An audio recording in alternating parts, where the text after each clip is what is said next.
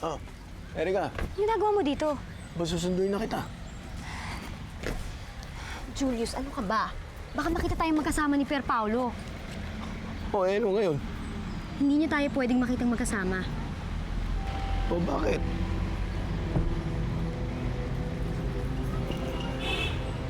Kuya Julius?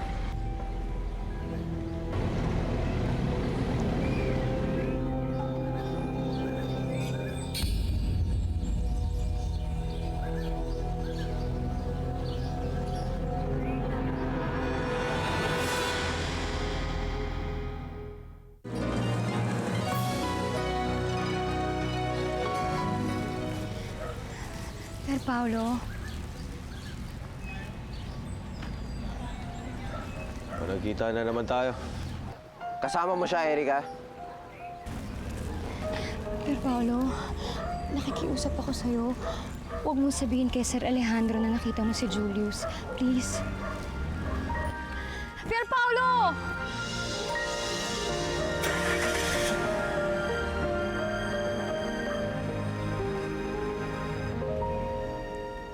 Kuya Alejandro, we should celebrate.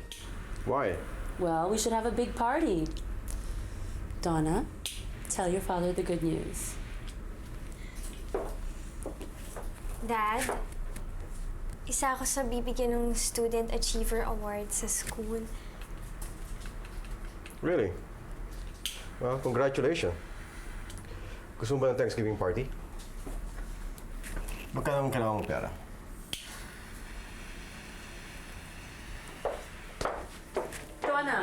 Donna, saan ka pupunta? Ikaw ang bahala sa kanyang, Venus. Sabihin mo lang sa akin kung magkano ang pera ang kailangan niya para sa party. For God's sake, it's not about the money in the party.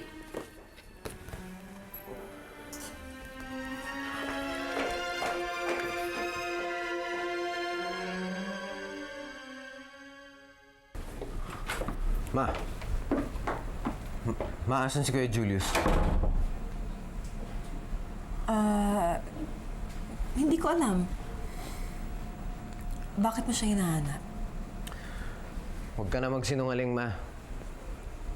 Nakita ko sila kanina sa campus. Magkasama sila ni Erika. Hindi ba ikaw nagpasok kay Erika sa school namin? Ibig sabihin, matagal mo na rin alam kung nasan si Kuya Julius.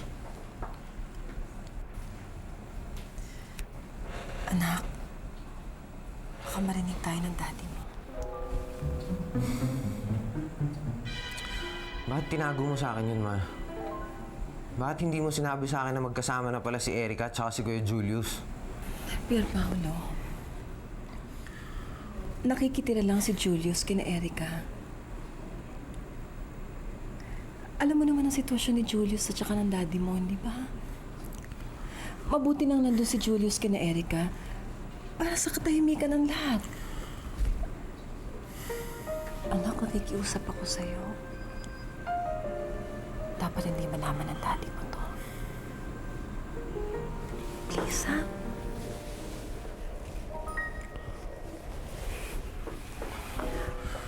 Pier Paolo?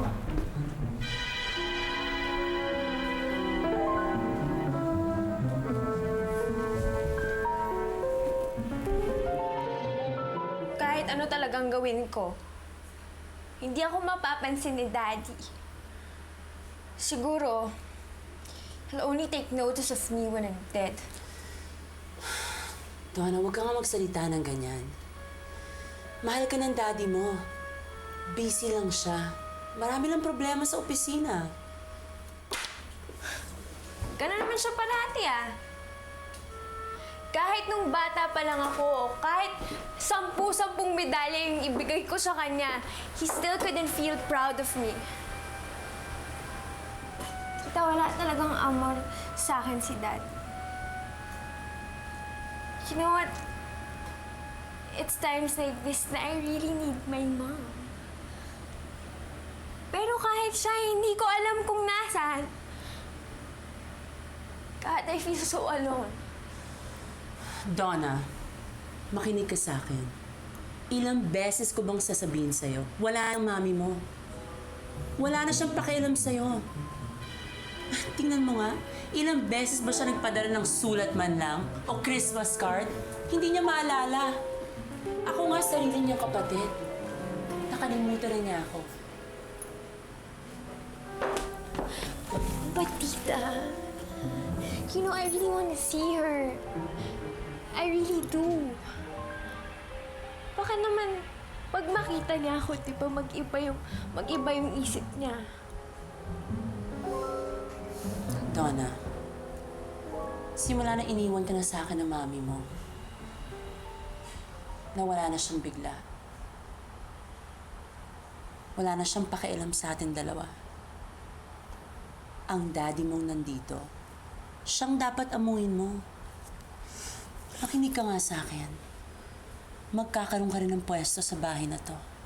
Maghintay-hintay ka lang. Do you understand me? Halika nga. Huwag kang mag-alala. Magpahinga ka na lang, okay? Okay?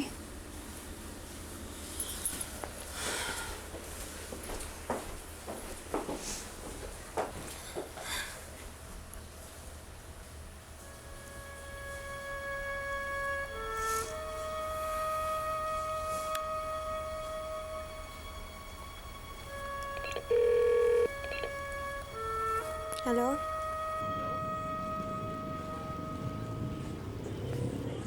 Olan, parang ganda ng boses. Baka mamaya pahuli ka lang yan. Huwag mo nang kausapin. Hello? Miss? Ano pangalan niyo?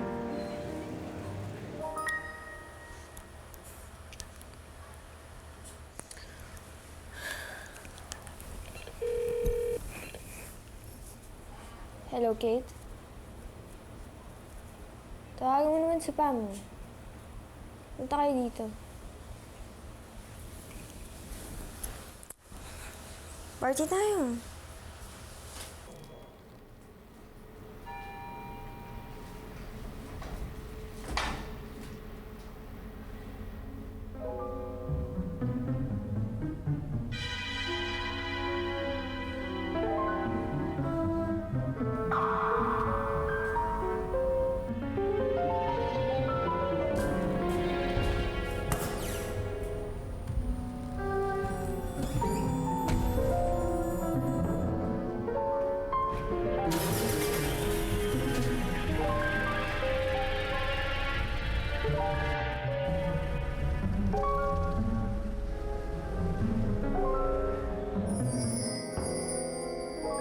Patayin mo na siya.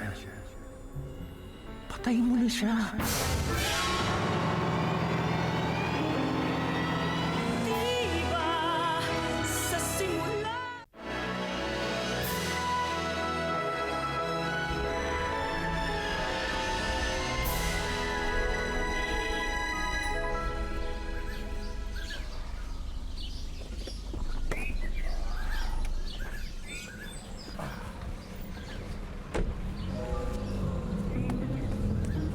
Olivia? Olivia? Olivia?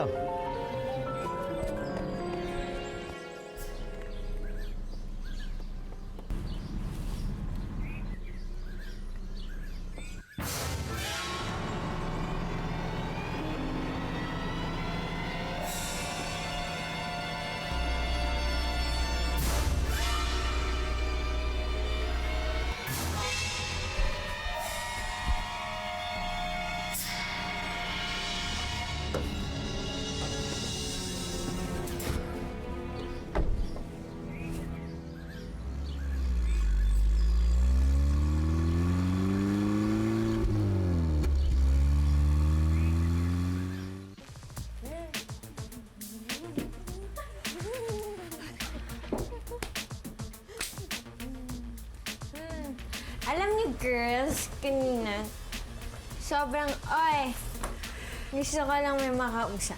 Ah, shit. Agad yung nag-snatch ng cellphone ko. Dahil sabi niya sa akin, pwede ba tayo maging magkaibigan? Ang sabi ko, muntik ko na sabi, oo. That's how desperate I was para may makausap lang. Stupid. You know what? I don't see anything wrong with that. In fairness, exciting yan. May kaibigan kang hoodlum. Hoy, hindi kung tawagin mo na lang kaya siya as in now. For fun lang naman, di Here, ba? Yeah. this one, this one. Go. Hello? So, hi! I'm... Jenny! Ikaw ba yung nag-snatch ng cellphone ko? Ako nga. Teka, bakit ka tumawag? Papahuli mo ba ako? Ano ka ba? Alam mo, huwag ka matakot. Hindi kita papahuli.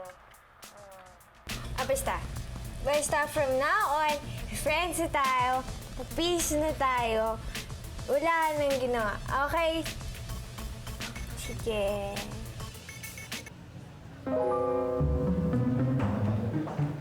Erika!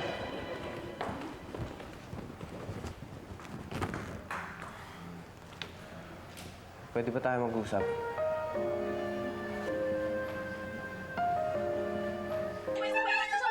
Suman! Ay, kuda ka! Ay, suman ako! Suman! Ay, kuda! Hinda ka lang sa kanya! Ayan! Suman! Gusto ko na hinda din ako! Ayan, hinda man! Ito yung kama ko. Oo, ayan! Ayan, aduh, ama! Suman! Ay, ayan, kutuwa naman ka mag-alay! Ayan! Alam ko natatakot kang sabihin sa akin na sa inyo nakatira si Kuya Julius dahil alam mo magsusumbong ako kay Daddy. Ganun ba talaga ang tingin mo sa akin? Kaaway? Uy, hindi sa ganun. Kaya lang, Ano?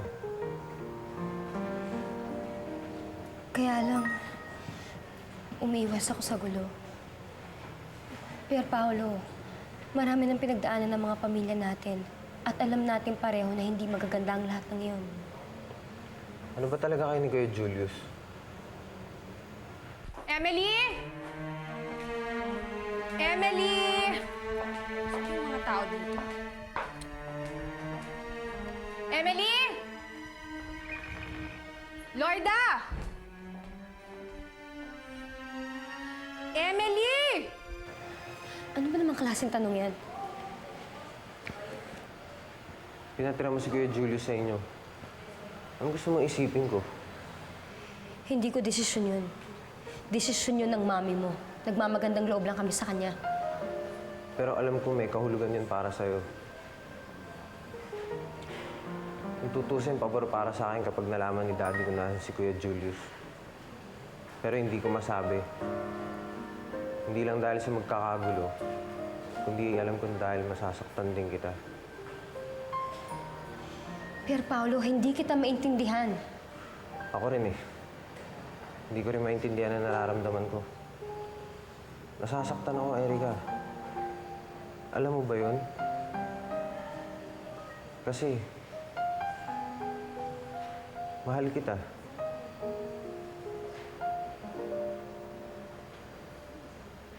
Mahal pa rin kita, Erika. At nasasaktan ako pag nakikita ko kayo ni Kuya Julius na magkasama.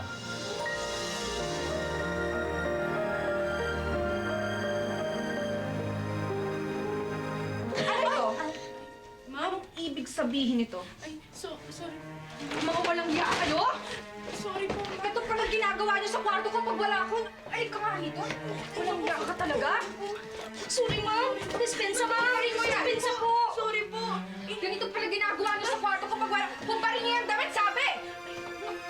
Alis talaga kayo. Bago-bago mo pa lang, sinusukat mo na yung mga damit ko? Dali! Dalian mo, sabi!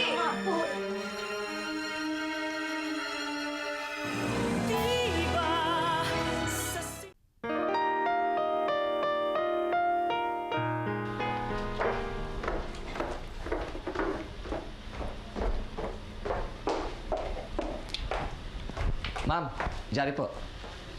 Mamaya na. Punta muna ako sa labahan. Ikaw na muna ako sa Hindi po, ma'am. Kasi po dito, may nakasulat dito. Yung po bang sa ribbon cutting tungkol sa pinaplano yung bahay ampunan, yung House of Angels of Orphanage po ba yun? Ayan po, nakalagay dyan. Ayan. Oo nga, no? Pero patingin. Ma'am, hindi po sana himasok ako. Mukhang bida po dyan si Ma'am Helga. Hindi ko nabanggit yung pangalan niyo man lang, yun. Ayan.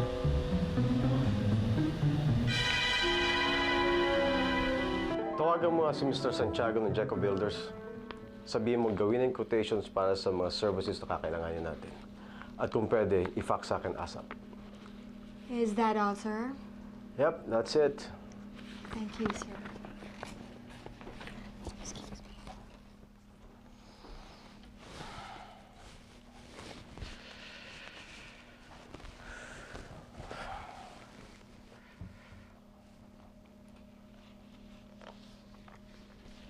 Kuya, I'd like to clear something with you.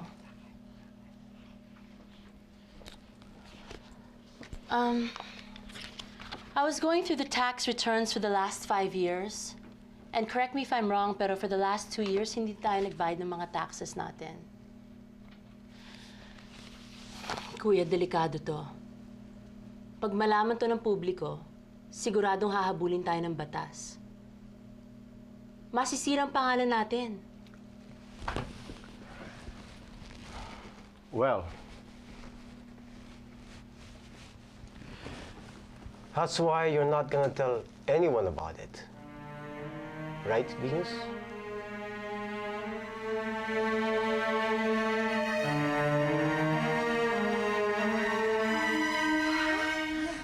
This is terrific, Helga. Look at this. Oh, my right. We have an article. What are you doing there? My article tayo. On the Philippine Star.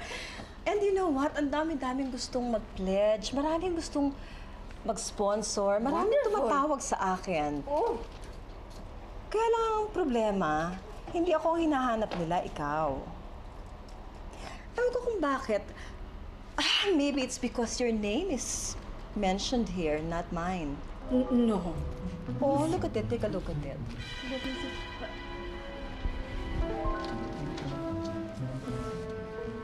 Oh, you're right.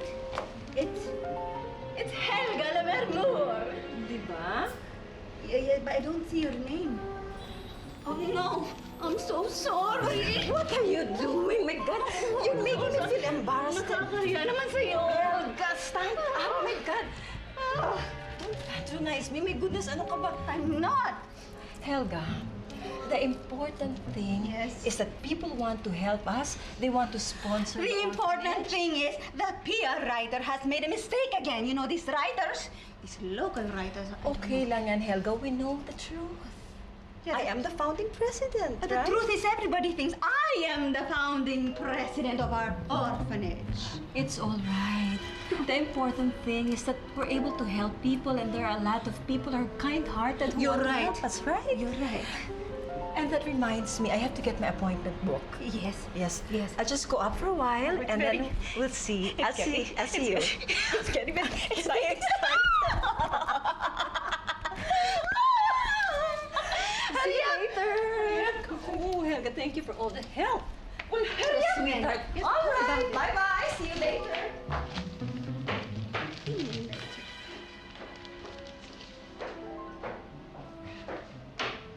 Insecure. Proteksyonan ko lang ang kumpanya ko. Kung binayaran ko lahat yung taxes na yon, baka ngayon baon na tayo sa utang. Pero huwag kang mag-alala, Venus. Meron na ako nakausap sa BIR. For a fairly small price, kayang planchahin ang lahat ng gusto na yan. But Kuya, this is not the way to run a company. You have no right to tell me how to run my company. Miss Big Shot Marketing Manager. Baka nakakalimutan mo. Empleyado lang kita dito. Wala kang karapatan na questionin ang patakaran ko. Well, if you don't want to listen to my advice, I guess I'll just have to resign. Resign?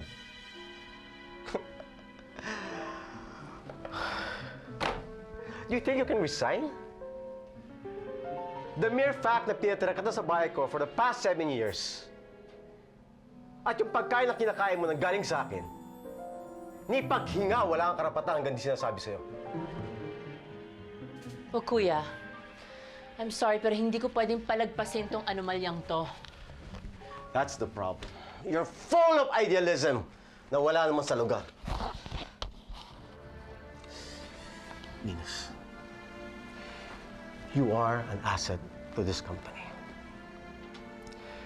As my marketing manager, marami tayong pwede ma-accomplish.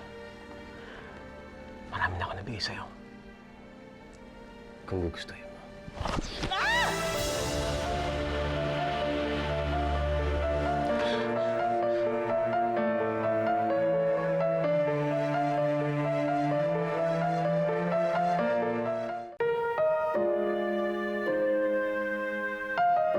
Julius! Julius! Tumayo ka nga dyan. Alam mo ba kanina ko ba hinahanap yung damit ko? Bakit mo suot yan?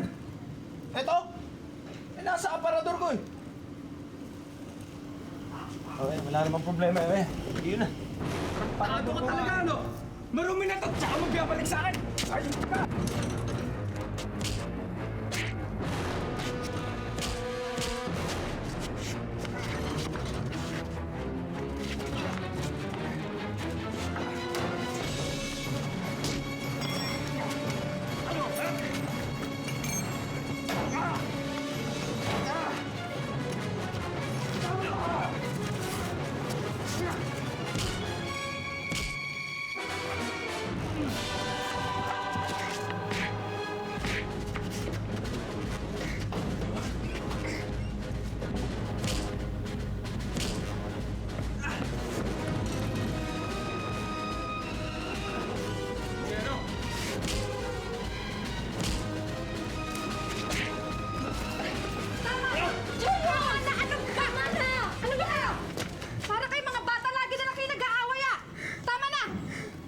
Ikaw ah, nakikitira ka lang dito! Lumugar ka! Jonas!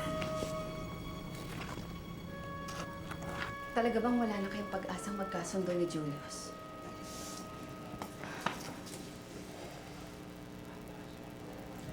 Hindi ko alam, Chang. Hindi ko alam. Pero pinipilit ni Julius na makisama sa'yo. Pero ikaw, Jonas, ayaw mo makisama sa kanya.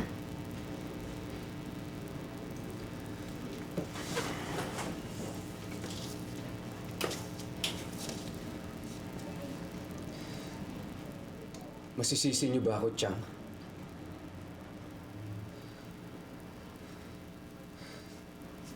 Alam niyo ba tuwing nakikita ko si Julius, ang nakikita ko, ang kalupitan ni Sir Alejandro, kay Tio Lucas, at sa mga manggagawa sa asyenda, yun ang nakikita ko sa kanya.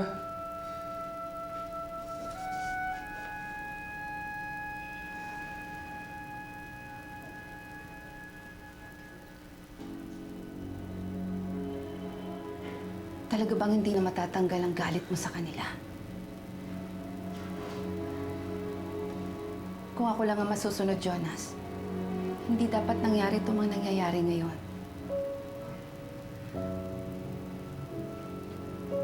Sana hindi namatay si Marius. Sana hindi nagpakasal si Olivia kay Alejandro.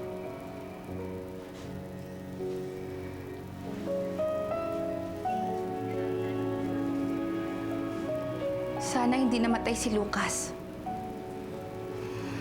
Sana hindi nasunog ang asyenda. Sana hindi ko... Sana ano, Chang?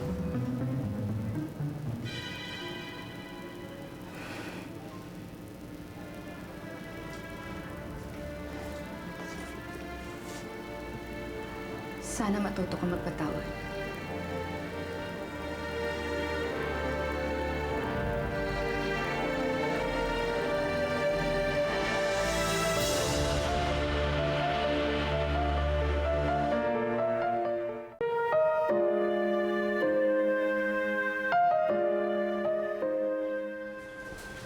Erika, galit ka pa rin ba sa ginawa ko? Sorry na. Wala na yun. Nangako na naman si Pier Paolo na hindi siya magsusumbong kay Sir Alejandro na nakita kanya. Ako pa kaya dapat na mag-sorry sa'yo eh. Dahil kay Kuya Jonas. Alam mo, ewan ko ba dyan sa kuya mo?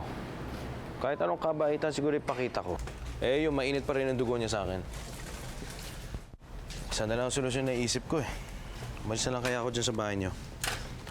Saan ka naman pupunta kung umalis ka sa amin? Eh, hindi ko alam. Basta isa lang sigurado. Hindi na ako babalik kay kuya.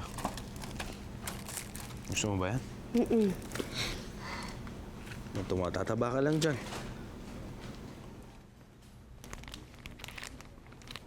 Yan. Ito. Julius? Si Emily.